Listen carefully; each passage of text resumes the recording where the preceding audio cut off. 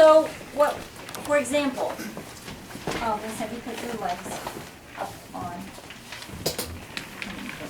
See the problem here? Is it that? There's a gap. Now she is elevated, and the definition of elevation to be effective to get gravity to help move circulation back towards the heart is to have the extremity above the heart. So here's her heart, here's her legs. We do have that requirement, but look at this. We don't have support, that knee, and that's probably not terribly comfortable, is No, it? it's not. So Greg, come over here and see if you can fix her.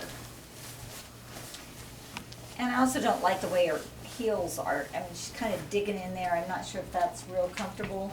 So we want, maybe this, get a little bit of flexion. Is that better? Yeah.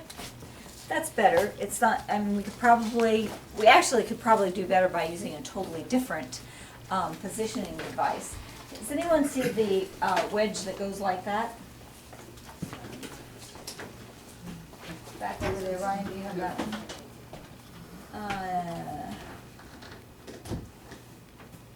That one could work. This one's a little different. It's a little nicer for a knee, so try that one. Ryan, position her with that and see if that does any better.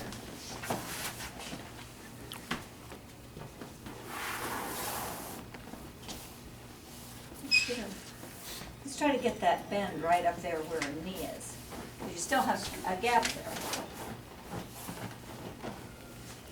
And that might work, or we might still need to get a pillow in there. Of those two, which is better? This is better. Okay. Case study. We also have another one that's just kind of a not round, but I don't know what that shape is, bolster that can be used. So experiment with different positioning devices, but make sure that you get every part of the body of the extremity that you're working on supported. Okay? Have a nice nap. And then always, always, always think about neutral spine. You guys have talked about that in body mechanics, but it doesn't go away. Neutral spine follows you all the way through your entire profession as a PTA, both for you and for your patients. So what we were seeing today was people using that sitting slightly forward position, which is okay for some treatments to do. Can we show it? Yeah. So we were showing, I would, you know, like you do, like leaning on the pillow. Okay. So, if you put someone in this position, consider support, consider their neck, consider the position of the back, and what do you think? Anybody want to improve upon that? How's that feel? Not very comfortable. Not very comfortable. What would make it more So comfortable? you can see. If my back wasn't like, kind of like arched, I guess. So if we let you come further forward, does that help? Can she breathe? No. Not really, not really. And then it's not comfortable to put your head forward like this either. It's really not comfortable. So this one is, plus her back, and what we really want to do is maintain neutral spine. Here we've got quite a bit of hip flexion. We've got kind of that back, kind of the same sort of thing. It's sort of suspended out there. So you need to mess with this in different ways. Here we have, no we don't. Sometimes we would have the ability, yeah, this one is. The table could go up and down. That might be something that you could modify. You do have a movable part of the table you can modify.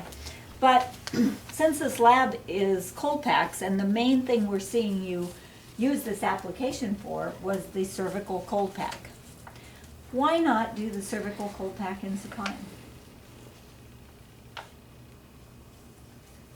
Did anybody say we couldn't do cold packs in supine? No, it's perfectly fine to lay on a cold pack. The thing you cannot lay on with a heavy body part is a hot pack. It's perfectly fine to lay on a cervical hot pack because you have quite a bit of space in there to allow room for that hot pack. The problem with a hot pack comes in the heavy parts like your low back, your thigh, extremities that are going to have so much weight that you compress the towel You push the air out, you diminish the insulation value and increase the risk of a burn. Okay, but you can lay on a cold pack. So really, I'd almost prefer, I might use the wedge for that one. And Let's put her in the position for a cold pack. Let's get the other wedge back.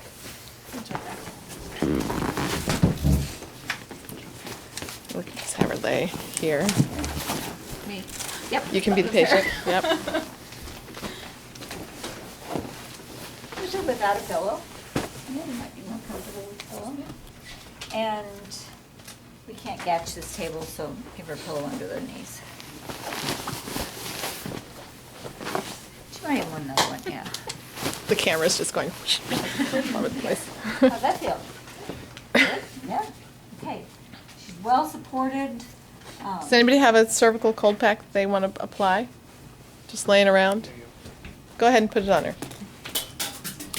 Put you on the spot, Tyler. Good. And then what about those side pieces? Wrap them around? When you're using the cold packs, No, but we're, but getting it kind of, again, in terms of around the finding neck. the area, Right? in the cervical region, you probably want to get as much area covered as possible. So you want to, they're built to conform, they're built to bend. So squish them, try to get them to conform.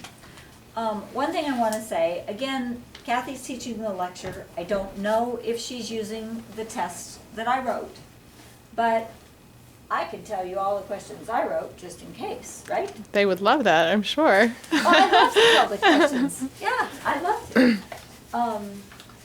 There are a significant number of questions on the test that I wrote about the modes of energy transfer. And everybody I've asked today, I haven't asked everybody, but I've asked a sampling, and most people go, modes of energy transfer. So, you might want to review that. What mode is the cold pack? Now, we talked about some of you people that we've talked to. You can Pipe- probably pipe get up. up. Okay. What is it? Conduction. It's conduction. And so the rule for anything that's conduction, which is most of what you're doing today, cryo cuff, polar pack, ice massage, cold, are all modes of conduction. That requires direct contact. So the cold is not going to transfer to the tissue unless it has direct contact with the tissue. So you need to make sure that there is direct contact. So there's one question on the test, and it says, the exact question was, whether she used it or not, which mode of energy transfer uses evaporation?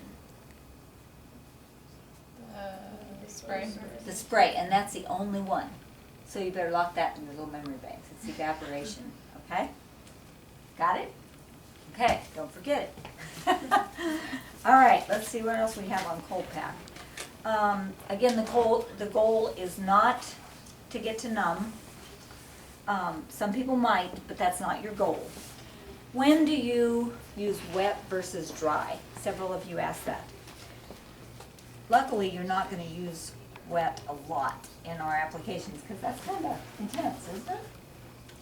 But if you need that intense, if you have something that's really acute, really painful, really swollen, it's used a lot in sports medicine when you need to get somebody back on the field, you need to get them moving real fast, or you need just a higher intensity of treatment, you would use a damp pack. Generally, we're going to be using the dry pack. Because for most of the kinds of things that we're treating in PT, a less intense cold has been shown to be more effective to help reduce delayed onset muscle soreness, to help the patient feel better immediately after getting some pain relief, after they've stressed, and reduce that re-inflammation possibility. Do you have anything else you want to add about that, Dr. Bryan, about using wet versus dry?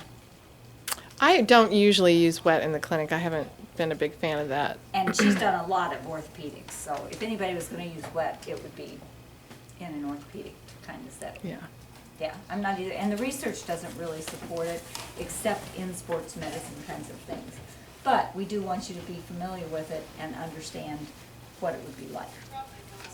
Okay, so I think that's everything I have on my list. Does anyone have any questions or anything else you want to add?